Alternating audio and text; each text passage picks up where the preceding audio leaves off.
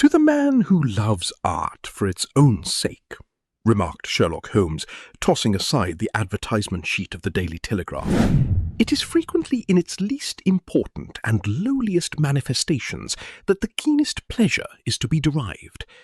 It is pleasant to me to observe, Watson, that you have so far grasped this truth, that in these little records of our cases which you have been good enough to draw up, and, I am bound to say, occasionally to embellish, you have given prominence not so much to the many causes célèbres and sensational trials in which I have figured, but rather to those incidents which may have been trivial in themselves, but which have given room for those faculties of deduction and of logical synthesis which I have made my special province."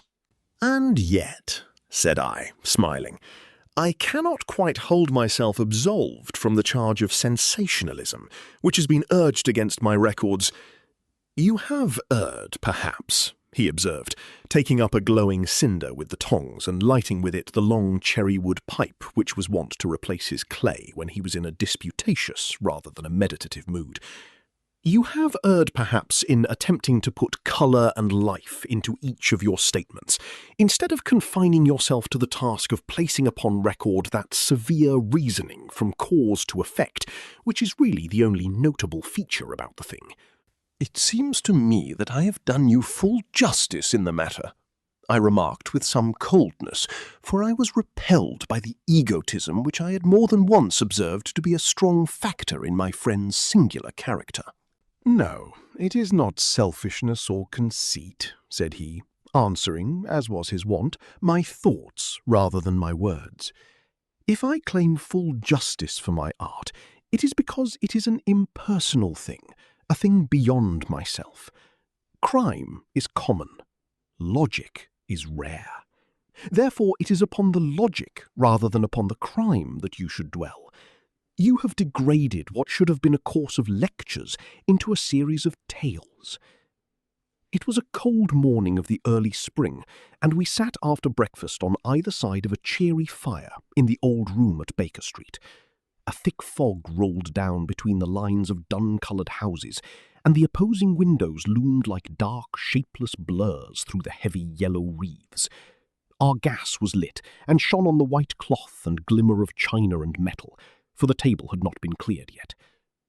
Sherlock Holmes had been silent all the morning, dipping continuously into the advertisement columns of a succession of papers, until at last, having apparently given up his search, he had emerged in no very sweet temper to lecture me upon my literary shortcomings. "At the same time," he remarked after a pause, during which he had sat puffing at his long pipe and gazing down into the fire, "you can hardly be open to a charge of sensationalism, for out of these cases, which you have been so kind as to interest yourself in, a fair proportion do not treat of crime, in its legal sense, at all. The small matter in which I endeavoured to help the King of Bohemia, the singular experience of Miss Mary Sutherland, the problem connected with the man with the twisted lip, and the incident of the noble bachelor, were all matters which are outside the pale of the law.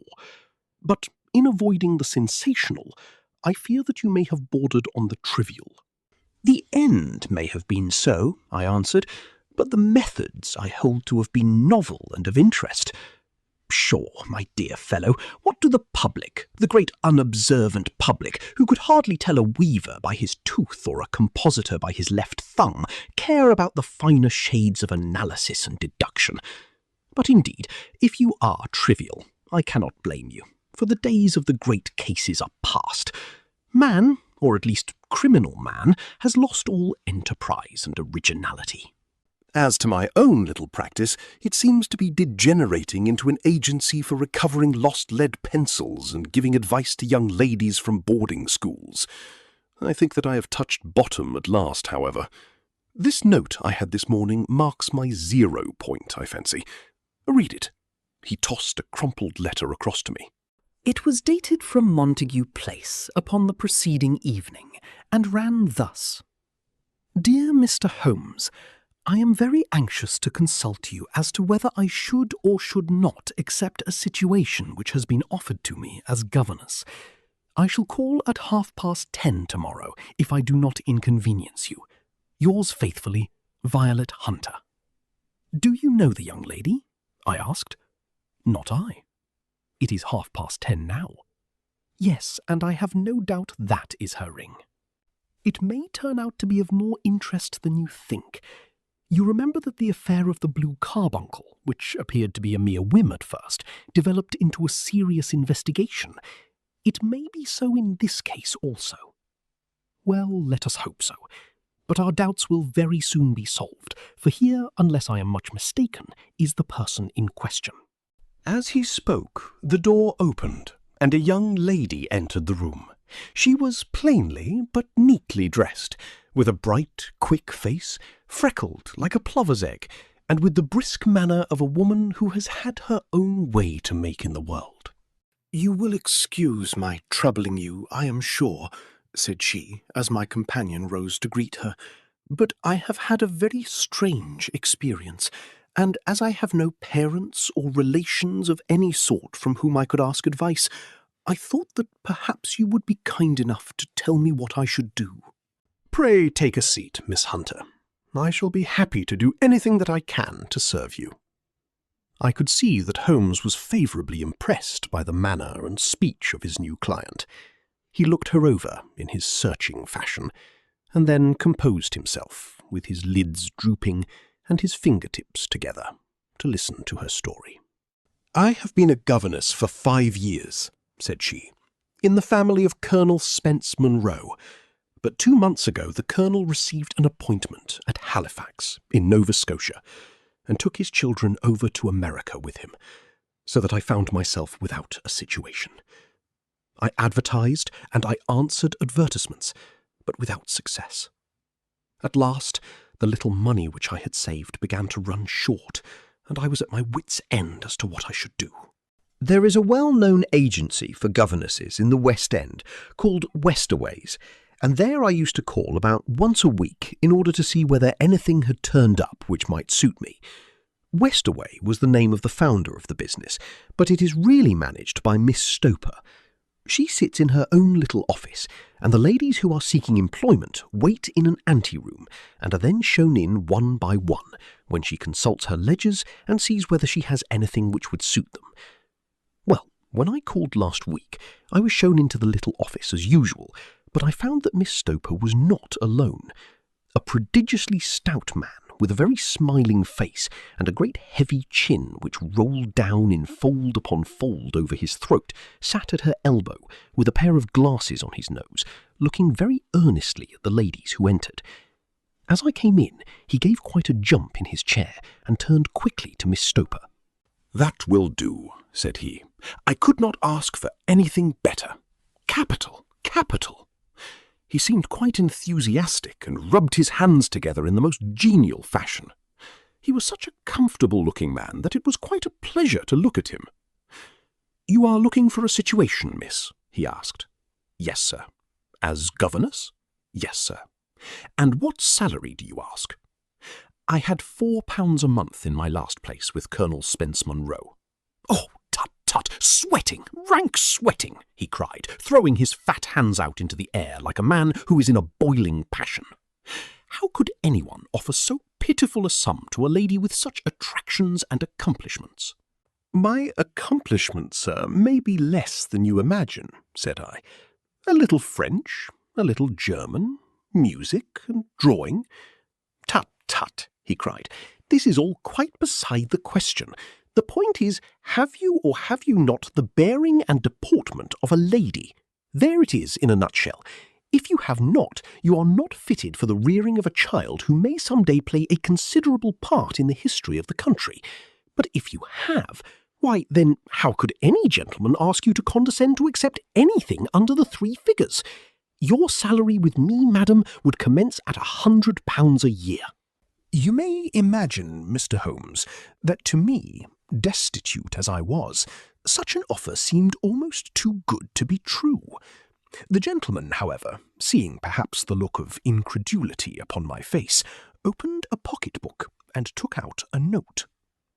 "It is also my custom," said he, smiling in the most pleasant fashion until his eyes were just 2 little shining slits amid the white creases of his face, to advance to my young ladies half their salary beforehand, so that they may meet any little expenses of their journey and their wardrobe."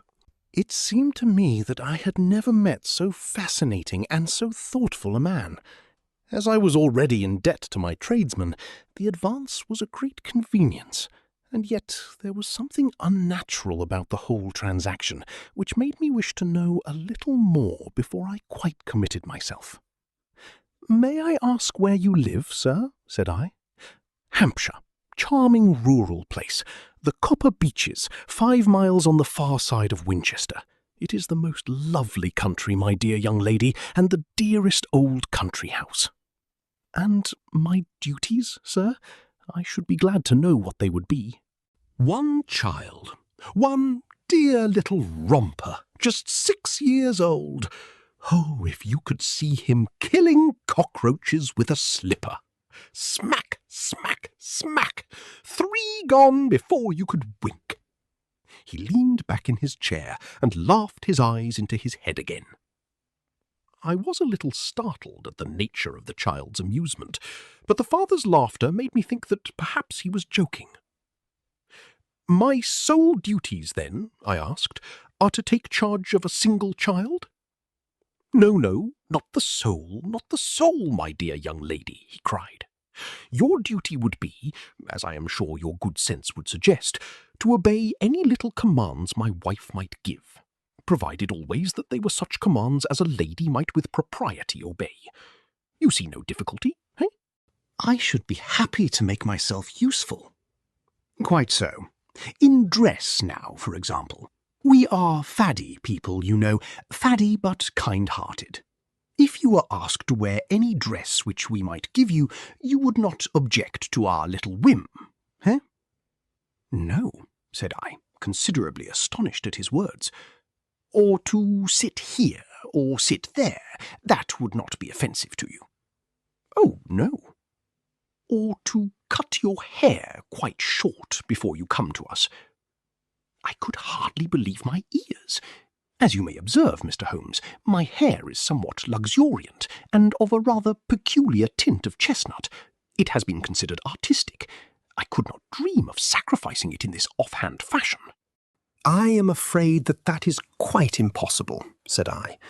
He had been watching me eagerly out of his small eyes, and I could see a shadow pass over his face as I spoke. "I am afraid that it is quite essential," said he. "It is a little fancy of my wife's, and ladies' fancies, you know, madam, ladies' fancies must be consulted." "And so you won't cut your hair?" "No, sir, I really could not," I answered firmly. "Ah, very well, then that quite settles the matter. It is a pity, because in other respects you would really have done very nicely. In that case, Miss Stoper, I had best inspect a few more of your young ladies." The manageress had sat all this while busy with her papers without a word to either of us, but she glanced at me now with so much annoyance upon her face that I could not help suspecting that she had lost a handsome commission through my refusal. "Do you desire your name to be kept upon the books?" she asked. "If you please, Miss Stoper." "Well, really, it seems rather useless since you refuse the most excellent offers in this fashion," said she sharply. "You can hardly expect us to exert ourselves to find another such opening for you. Good day to you, Miss Hunter." She struck a gong upon the table, and I was shown out by the page. Well, Mr. Holmes, when I got back to my lodgings and found little enough in the cupboard and 2 or 3 bills upon the table, I began to ask myself whether I had not done a very foolish thing. After all, if these people had strange fads and expected obedience on the most extraordinary matters, they were at least ready to pay for their eccentricity. Very few governesses in England are getting £100 a year. Besides, what use was my hair to me? Many people are improved by wearing it short, and perhaps I should be among the number. Next day, I was inclined to think that I had made a mistake, and by the day after, I was sure of it. I had almost overcome my pride so far as to go back to the agency and inquire whether the place was still open, when I received this letter from the gentleman himself. I have it here, and I will read it to you. The Copper Beeches, near Winchester. Dear Miss Hunter, Miss Stoper has very kindly given me your address, and I write from here to ask you whether you have reconsidered your decision. My wife is very anxious that you should come, for she has been much attracted by my description of you. We are willing to give £30 a quarter, or £120 a year, so as to recompense you for any little inconvenience which our fads may cause you. They are not very exacting, after all. My wife is fond of a particular shade of electric blue, and would like you to wear such a dress indoors in the morning. You need not, however, go to the expense of purchasing one, as we have one belonging to my dear daughter Alice, now in Philadelphia, which I should think fit you very well. Then, as to sitting here or there, or amusing yourself in any manner indicated, that need cause you no inconvenience. As regards your hair, it is no doubt a pity, especially as I could not help remarking its beauty during our short interview, but I am afraid that I must remain firm upon this point, and I only hope that the increased salary may recompense you. Your duties, as far as the child is concerned, are very light. Now do try to come, and I shall meet you with the dog-cart at Winchester. Let me know your train. Yours faithfully, Jeffro Rucastle. That is the letter which I have just received, Mr. Holmes, and my mind is made up that I will accept it. I thought, however, that before taking the final step, I should like to submit the whole matter to your consideration. Well, Miss Hunter, if your mind is made up, that settles the question, said Holmes, smiling. But you would not advise me to refuse? I confess that it is not the situation which I should like to see a sister of mine apply for. What is the meaning of it all, Mr. Holmes? I have no data. I cannot tell. Perhaps you have yourself formed some opinion. Well, there seems to me to be only one possible solution. Mr. Rucastle seemed to be a very kind, good-natured man. Is it not possible that his wife is a lunatic? That he desires to keep the matter quiet for fear she should be taken to an asylum, and that he humours her fancies in every way in order to prevent an outbreak? That is a possible solution. In fact, as matters stand, it is the most probable one. But in any case, it does not seem to be a nice household for a young lady. But the money, Mr. Holmes, the money! Well, yes, of course, the pay is good. Too good. That is what makes me uneasy. Why should they give you £120 a year when they could have their pick for £40? There must be some strong reason behind. I thought that if I told you the circumstances, you would understand afterwards if I wanted your help. I should feel so much stronger if I felt that you were at the back of me. Oh, you may carry that feeling away with you. I assure you that your little problem promises to be the most interesting which has come my way for some months. There is something distinctly novel about some of the features. If you should find yourself in doubt or in danger— Danger? What danger do you foresee? Holmes shook his head gravely. It would cease to be a danger if we could define it, said he. But at any time, day or night, a telegram would bring me down to your help. That is enough. She rose briskly from her chair, with the anxiety all swept from her face. I shall go down to Hampshire quite easy in my mind now. I shall write to Mr. Rucastle at once, sacrifice my poor hair tonight, and start for Winchester tomorrow. With a few grateful words to Holmes, she bade us both good night, and bustled off upon her way. At least, said I, as we heard her quick, firm steps descending the stairs, she seems to be a young lady who is very well able to take care of herself. And she would need to be, said Holmes gravely. I am much mistaken if we do not hear from her before many days are past. It was not very long before my friend's prediction was fulfilled. A fortnight went by, during which I frequently found my thoughts turning in her direction, and wondering what strange side alley of human experience this lonely woman had strayed into. The unusual salary, the curious conditions, the light duties, all pointed to something abnormal, though whether a fad or a plot, or whether the man were a philanthropist or a villain, it was quite beyond my powers to determine. As to Holmes, I observed that he sat frequently for half an hour on end, with knitted brows and an abstracted air, but he swept the matter away with a wave of his hand when I mentioned it. Data, data, data, he cried impatiently. I can't make bricks without clay. And yet he would always wind up by muttering that no sister of his should ever have accepted such a situation.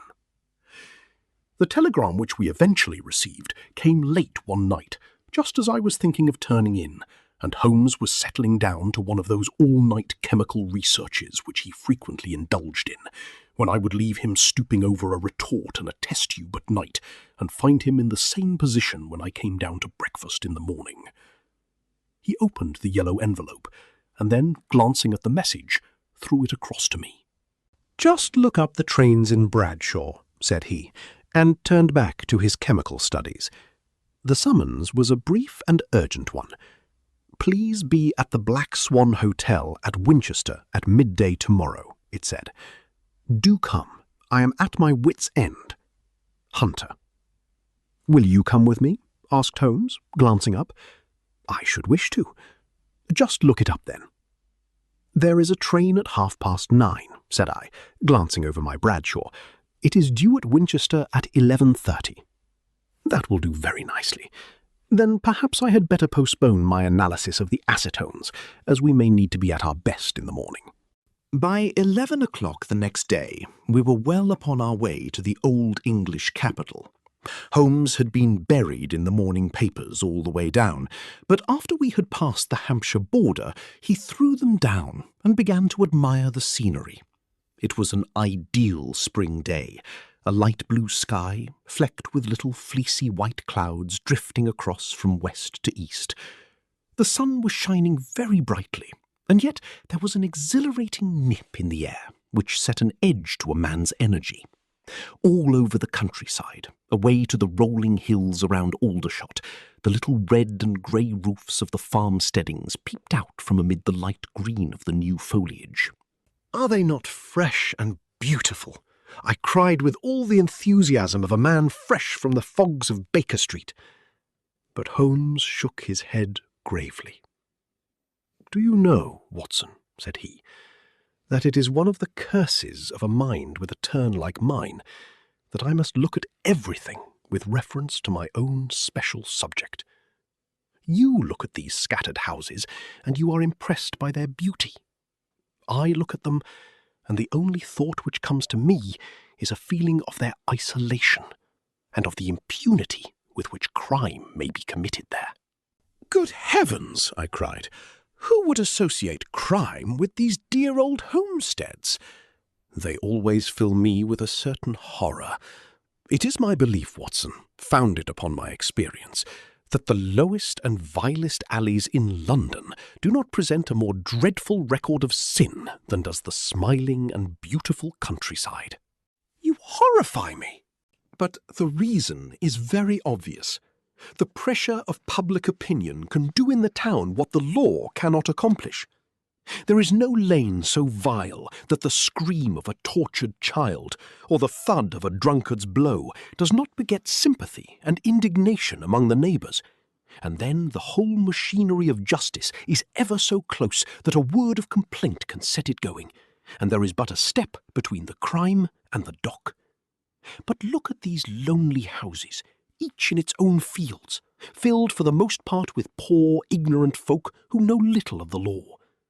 Think of the deeds of hellish cruelty, the hidden wickedness which may go on year in, year out in such places, and none the wiser. Had this lady who appeals to us for help gone to live in Winchester, I should never have had a fear for her. It is the 5 miles of country which makes the danger. Still, it is clear that she is not personally threatened." "No. If she can come to Winchester to meet us, she can get away." "Quite so. She has her freedom. What can be the matter, then? Can you suggest no explanation?" "I have devised 7 separate explanations, each of which would cover the facts as far as we know them. But which of these is correct can only be determined by the fresh information which we shall no doubt find waiting for us. Well, there is the tower of the cathedral, and we shall soon learn all that Miss Hunter has to tell." The Black Swan is an inn of repute in the High Street, at no distance from the station, and there we found the young lady waiting for us. She had engaged a sitting room, and our lunch awaited us upon the table. "I am so delighted that you have come," she said earnestly. "It is so very kind of you both, but indeed I do not know what I should do. Your advice will be altogether invaluable to me. Pray, tell us what has happened to you." "I will do so, and I must be quick, for I have promised Mr. Rucastle to be back before 3. I got his leave to come into town this morning, though he little knew for what purpose." "Let us have everything in its due order." Holmes thrust his long, thin legs out towards the fire and composed himself to listen. "In the first place, I may say that I have met, on the whole, with no actual ill treatment from Mr. and Mrs. Rucastle. It is only fair to them to say that. But I cannot understand them, and I am not easy in my mind about them." "What can you not understand?" "Their reasons for their conduct. But you shall have it all just as it occurred. When I came down, Mr. Rucastle met me here and drove me in his dog-cart to the Copper Beeches. It is, as he said, beautifully situated, but it is not beautiful in itself, for it is a large, square block of a house, whitewashed, but all stained and streaked with damp and bad weather. There are grounds round it, woods on 3 sides, and on the 4th a field which slopes down to the Southampton high road, which curves past about 100 yards from the front door. This ground in front belongs to the house, but the woods all round are part of Lord Southerton's preserves. A clump of copper beeches immediately in front of the hall door has given its name to the place. I was driven over by my employer, who was as amiable as ever, and was introduced by him that evening to his wife and the child. There was no truth, Mr. Holmes, in the conjecture which seemed to us to be probable in your rooms at Baker Street. Mrs. Rucastle is not mad. I found her to be a silent, pale-faced woman, much younger than her husband, not more than 30, I should think, while he can hardly be less than 45. From their conversation, I have gathered that they have been married about 7 years, that he was a widower, and that his only child by the first wife was the daughter who was gone to Philadelphia. Mr. Rucastle told me in private that the reason why she had left them was that she had an unreasoning aversion to her stepmother. As the daughter could not have been less than 20, I can quite imagine that her position must have been uncomfortable with her father's young wife. Mrs. Rucastle seemed to me to be colourless in mind as well as in feature. She impressed me neither favourably nor the reverse. She was a nonentity. It was easy to see that she was passionately devoted both to her husband and to her little son. Her light grey eyes wandered continually from one to the other, noting every little want and forestalling it if possible. He was kind to her also in his bluff, boisterous fashion, and on the whole they seemed to be a happy couple. And yet she had some secret sorrow, this woman. She would often be lost in deep thought, with the saddest look upon her face. More than once I have surprised her in tears. I have thought sometimes that it was the disposition of her child which weighed upon her mind, for I have never met so utterly spoiled and so ill-natured a little creature. He is small for his age, with a head which is quite disproportionately large. His whole life appears to be spent in an alternation between savage fits of passion and gloomy intervals of sulking. Giving pain to any creature weaker than himself seems to be his one idea of amusement, and he shows quite remarkable talent in planning the capture of mice, little birds, and insects.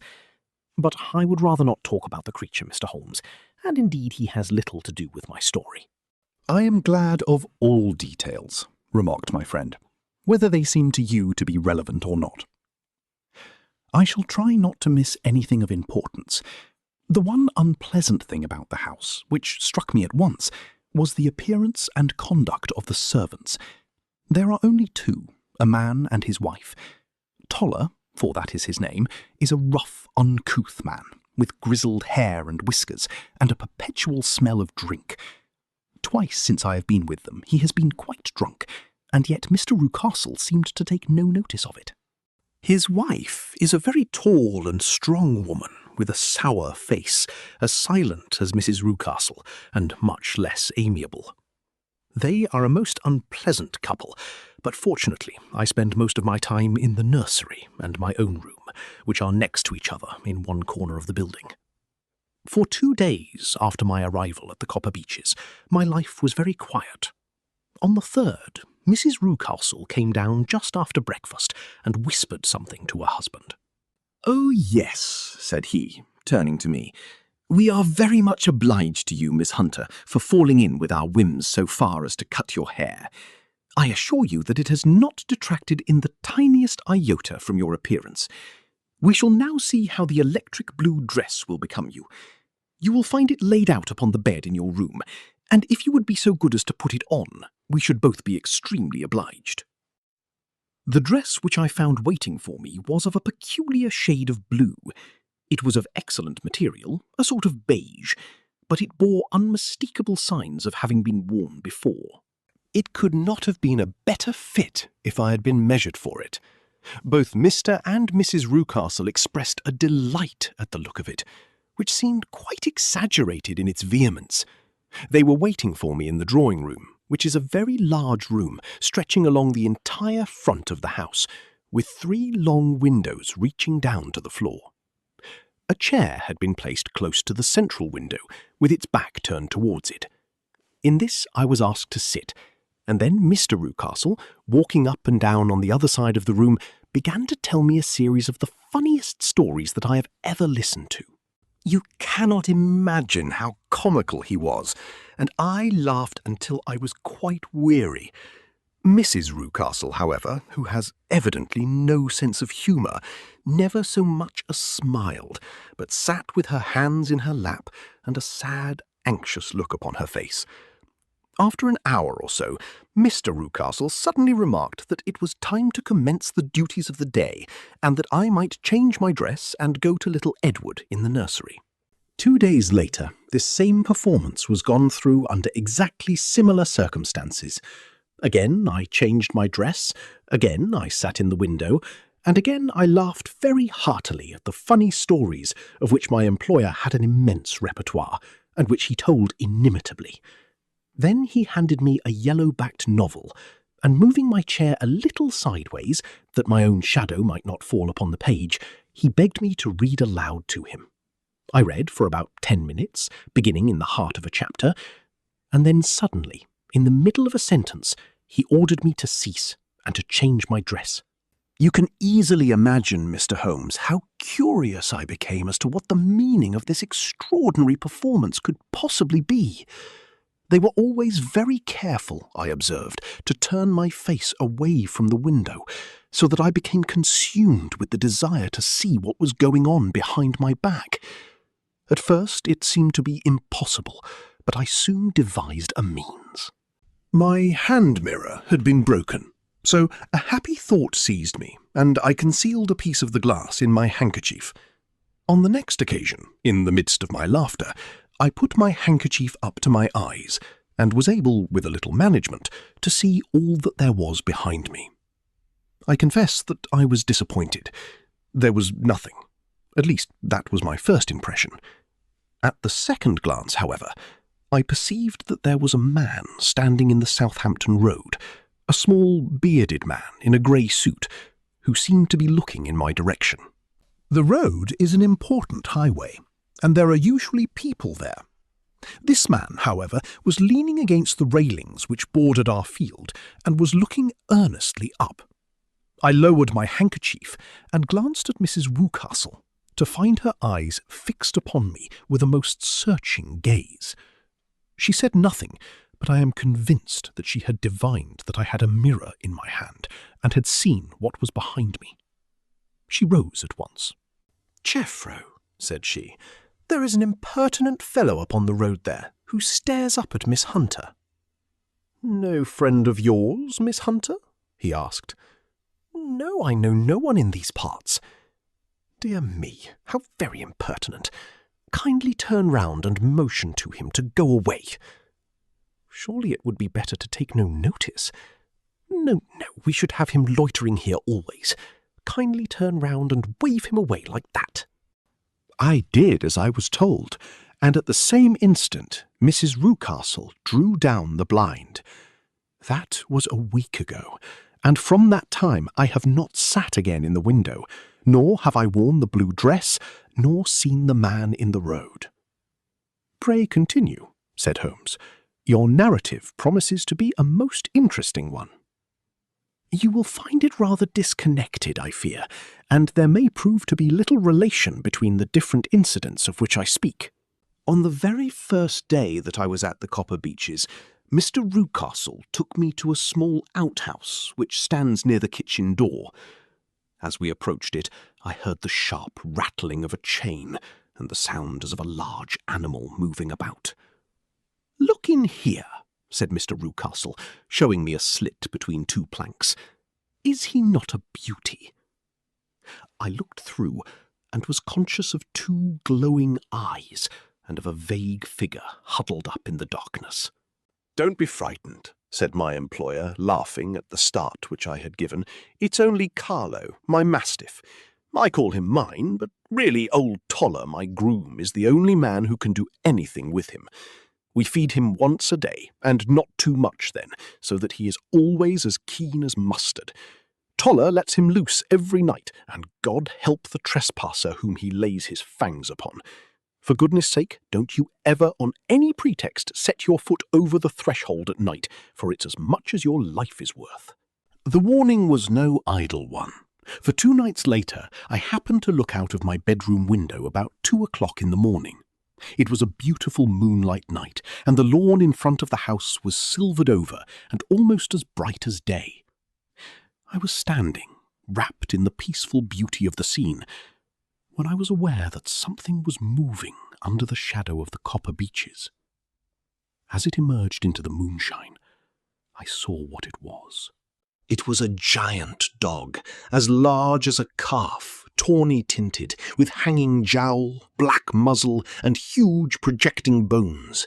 It walked slowly across the lawn and vanished into the shadow upon the other side.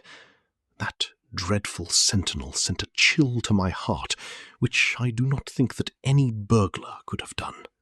And now I have a very strange experience to tell you. I had, as you know, cut off my hair in London, and I had placed it in a great coil at the bottom of my trunk. One evening, after the child was in bed, I began to amuse myself by examining the furniture of my room, and by rearranging my own little things. There was an old chest of drawers in the room, the 2 upper ones empty and open, the lower one locked. I had filled the first 2 with my linen, and as I had still much to pack away, I was naturally annoyed at not having the use of the 3rd drawer. It struck me that it might have been fastened by a mere oversight, so I took out my bunch of keys and tried to open it. The very first key fitted to perfection, and I drew the drawer open.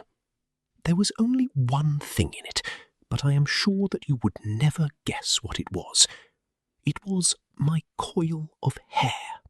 I took it up and examined it. It was of the same peculiar tint and the same thickness, but then the impossibility of the thing obtruded itself upon me. How could my hair have been locked in the drawer? With trembling hands I undid my trunk, turned out the contents, and drew from the bottom my own hair. I laid the 2 tresses together, and I assure you that they were identical. Was it not extraordinary? Puzzle as I would, I could make nothing at all of what it meant. I returned the strange hair to the drawer, and I said nothing of the matter to the Rucastles, as I felt that I had put myself in the wrong by opening a drawer which they had locked. I am naturally observant, as you may have remarked, Mr. Holmes, and I soon had a pretty good plan of the whole house in my head. There was one wing, however, which appeared not to be inhabited at all. A door which faced that which led into the quarters of the Tollers opened into this suite, but it was invariably locked. One day, however, as I ascended the stair, I met Mr. Rucastle coming out through this door, his keys in his hand, and a look on his face which made him a very different person to the round, jovial man to whom I was accustomed.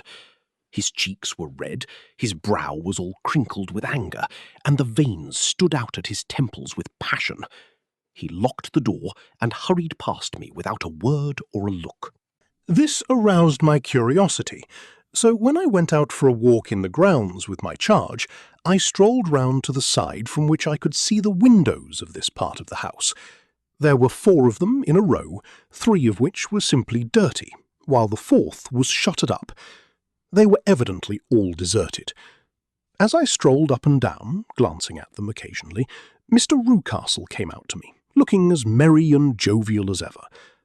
"Ah," said he, "you must not think me rude if I passed you without a word, my dear young lady. I was preoccupied with business matters."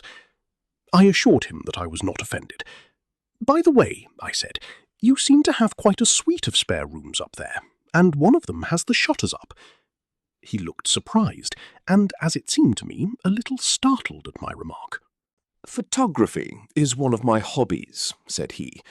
"I have made my dark room up there. But, dear me, what an observant young lady we have come upon. Who would have believed it? Who would have ever believed it?"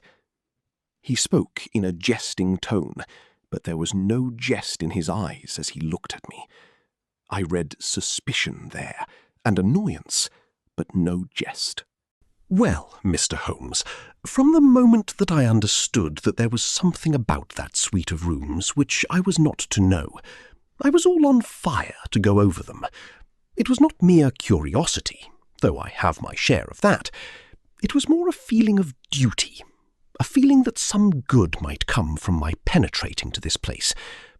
They talk of woman's instinct. Perhaps it was woman's instinct which gave me that feeling. At any rate, it was there, and I was keenly on the lookout for any chance to pass the forbidden door. It was only yesterday that the chance came. I may tell you that besides Mr. Rucastle, both Toller and his wife find something to do in these deserted rooms, and I once saw him carrying a large black linen bag with him through the door.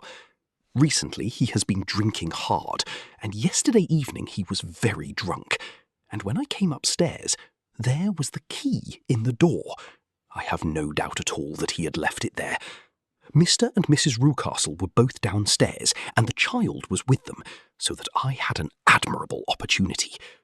I turned the key gently in the lock, opened the door, and slipped through. There was a little passage in front of me, unpapered and uncarpeted, which turned at a right angle at the farther end. Round this corner were 3 doors in a line, the first and third of which were open. They each led into an empty room, dusty and cheerless, with 2 windows in the one and one in the other, so thick with dirt that the evening light glimmered dimly through them. The centre door was closed, and across the outside of it had been fastened one of the broad bars of an iron bed, padlocked at one end to a ring in the wall, and fastened at the other with stout cord. The door itself was locked as well, and the key was not there. This barricaded door corresponded clearly with the shuttered window outside, and yet I could see by the glimmer from beneath it that the room was not in darkness. Evidently there was a skylight which let in light from above. As I stood in the passage, gazing at the sinister door and wondering what secret it might veil, I suddenly heard the sound of steps within the room, and saw a shadow pass backward and forward against the little slit of dim light which shone out from under the door. A mad, unreasoning terror rose up in me at the sight, Mr. Holmes. My overstrung nerves failed me suddenly, and I turned and ran as though some dreadful hand were behind me, clutching at the skirt of my dress. I rushed down the passage, through the door, and straight into the arms of Mr. Rucastle, who was waiting outside. "So," said he, smiling, "it was you, then? I thought that it must be when I saw the door open." "I'm so frightened," I panted. "My dear young lady, my dear young lady." You cannot think how caressing and soothing his manner was. "And what has frightened you, my dear young lady?" But his voice was just a little too coaxing. He overdid it. I was keenly on my guard against him. "I was foolish enough to go into the empty wing," I answered, "but it is so lonely and eerie in this dim light that I was frightened and ran out again. Oh, it is so dreadfully still in there." "Only that?" said he, looking at me keenly. "Why? What did you think?" I asked. "Why do you think that I lock this door?" "I am sure that I do not know. It is to keep people out who have no business there. Do you see?" He was still smiling in the most amiable manner. "I am sure if I had known—" "Well then, you know now, and if you ever put your foot over that threshold again—" Here, in an instant, the smile hardened into a grin of rage, and he glared down at me with the face of a demon. "I'll throw you to the mastiff." I was so terrified that I do not know what I did. I suppose that I must have rushed past him into my room. I remember nothing until I found myself lying on my bed, trembling all over. Then I thought of you, Mr. Holmes. I could not live there longer without some advice. I was frightened of the house, of the man, of the woman, of the servants, even of the child. They were all horrible to me. If I could only bring you down, all would be well. Of course, I might have fled from the house, but my curiosity was almost as strong as my fears. My mind was soon made up. I would send you a wire. I put on my hat and cloak, went down to the office, which is about 1/2 mile from the house, and then returned, feeling very much easier. A horrible doubt came into my mind as I approached the door, lest the dog might be loose. But I remembered that Toller had drunk himself into a state of insensibility that evening, and I knew that he was the only one in the household who had any influence with the savage creature, or who would venture to set him free. I slipped in safety, and lay awake half the night in my joy at the thought of seeing you. I had no difficulty in getting leave to come into Winchester this morning, but I must be back before 3 o'clock, for Mr. and Mrs. Rucastle are going on a visit and will be away all the evening, so that I must look after the child. Now I have told you all my adventures, Mr. Holmes, and I should be very glad if you could tell me what it all means, and above all, what I should do." Holmes and I had listened spellbound to this extraordinary story. My friend rose now and paced up and down the room, his hands in his pockets, and an expression of the most profound gravity upon his face. "Is Toller still drunk?" he asked. "Yes, I heard his wife tell Mrs. Rucastle that she could do nothing with him." "That is well. And the Rucastles go out tonight?" "Yes." "Is there a cellar with a good strong lock?" "Yes, the wine cellar." "You seem to me to have acted all through this matter like a very brave and sensible girl, Miss Hunter. Do you think that you could perform one more feat? I should not ask it of you if I did not think you a quite exceptional woman." "I will try. What is it?" "We shall be at the Copper Beeches by 7 o'clock, my friend and I. The Rucastles will be gone by that time, and Toller will, we hope, be incapable. There only remains Mrs. Toller, who might give the alarm. If you could send her into the cellar on some errand, and then turn the key upon her, you would facilitate matters immensely." "I will do it." "Excellent. We shall then look thoroughly into the affair. Of course, there is only one feasible explanation. You have been brought there to personate someone, and the real person is imprisoned in this chamber. That is obvious. As to who this prisoner is, I have no doubt that it is the daughter, Miss Alice Rucastle, if I remember right, who was said to have gone to America. You were chosen, doubtless, as resembling her in height, figure, and the colour of your hair. Hers had been cut off, very possibly in some illness through which she has passed, and so, of course, yours had to be sacrificed also. By a curious chance, you came upon her tresses. The man in the road was undoubtedly some friend of hers, possibly his fiancé, and no doubt as you wore the girl's dress and were so like her, he was convinced from your laughter whenever he saw you, and afterwards from your gesture, that Miss Rucastle was perfectly happy and that she no longer desired his attentions. The dog is let loose at night to prevent him from endeavouring to communicate with her. So much is fairly clear. The most serious point in the case is the disposition of the child." "What on earth has that to do with it?" I ejaculated. "My dear Watson, you as a medical man are continually gaining light as to the tendencies of a child by the study of the parents. Don't you see that the converse is equally valid? I have frequently gained my first real insight into the character of parents by studying their children. This child's disposition is abnormally cruel, merely for cruelty's sake, and whether he derives this from his smiling father, as I should suspect, or from his mother, it bodes evil for the poor girl who is in their power." "I am sure that you are right, Mr. Holmes," cried our client. "A thousand things come back to me which make me certain that you have hit it. Oh, let us lose not an instant in bringing help to this poor creature." We must be circumspect, for we are dealing with a very cunning man. We can do nothing until 7 o'clock. At that hour we shall be with you, and it will not be long before we solve the mystery." We were as good as our word, for it was just 7 when we reached the Copper Beeches, having put up our trap at a wayside public house.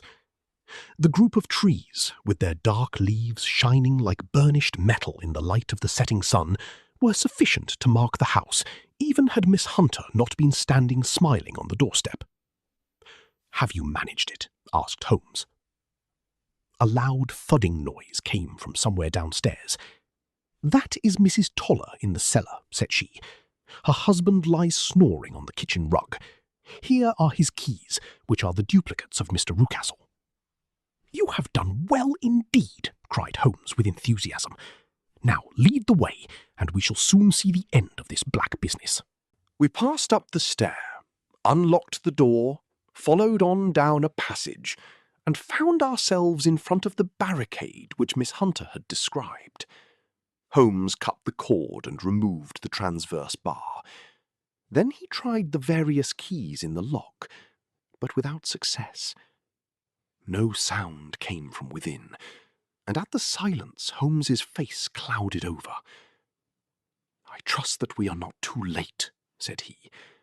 "I think, Miss Hunter, that we had better go in without you. Now, Watson, put your shoulder to it, and we shall see whether we cannot make our way in." It was an old rickety door, and gave at once before our united strength. Together we rushed into the room. It was empty. There was no furniture, save a little pallet bed, a small table, and a basket full of linen. The skylight above was open, and the prisoner gone. "There has been some villainy here," said Holmes. "This beauty has guessed Miss Hunter's intentions, and has carried his victim off. But how? Through the skylight. We shall soon see how he managed it." He swung himself up onto the roof. "Ah, yes," he cried. "Here's the end of a long light ladder against the eaves. That is how he did it." "But it is impossible," said Miss Hunter. "The ladder was not there when the Rucastles went away." "He has come back and done it. I tell you that he is a clever and dangerous man. I should not be very much surprised if this were he whose step I hear now upon the stair. I think, Watson, that it would be as well for you to have your pistol ready." The words were hardly out of his mouth before a man appeared at the door of the room, a very fat and burly man with a heavy stick in his hand. Miss Hunter screamed and shrunk against the wall at the sight of him, but Sherlock Holmes sprang forward and confronted him. "You villain!" said he. "Where's your daughter?" The fat man cast his eyes round, and then up at the open skylight. "It is for me to ask you that!" he shrieked. "You thieves! Spies and thieves! I have caught you, have I?" "You are in my power. I'll serve you!" He turned and clattered down the stairs as hard as he could go. "He's gone for the dog," cried Miss Hunter. "I have my revolver," said I. "Better close the front door," cried Holmes, and we all rushed down the stairs together. We had hardly reached the hall when we heard the baying of a hound, and then a scream of agony, with a horrible worrying sound which it was dreadful to listen to. An elderly man with a red face and shaking limbs came staggering out at a side door. "My God!" he cried. "Someone has loosed the dog. It's not been fed for 2 days. Quick, quick, or it'll be too late." Holmes and I rushed out and round the angle of the house, with Toller hurrying behind us. There was the huge, famished brute, its black muzzle buried in Rucastle's throat, while he writhed and screamed upon the ground. Running up, I blew its brains out, and it fell over with its keen white teeth still meeting in the great creases of his neck. With much labour we separated them and carried him, living but horribly mangled, into the house. We laid him upon the drawing-room sofa, and, having dispatched the sobered Toller to bear the news to his wife, I did what I could to relieve his pain. We were all assembled round him when the door opened, and a tall, gaunt woman entered the room. "Mrs. Toller!" cried Miss Hunter. "Yes, miss. Mr. Rucastle let me out when he came back before he went up to you. Ah, miss, it is a pity you didn't let me know what you were planning, for I would have told you that your pains were wasted." "Ha," said Holmes, looking keenly at her. "It is clear that Mrs. Toller knows more about this matter than anyone else." "Yes, sir, I do, and I am ready enough to tell what I know." "Then pray sit down and let us hear it, for there are several points on which I must confess that I am still in the dark."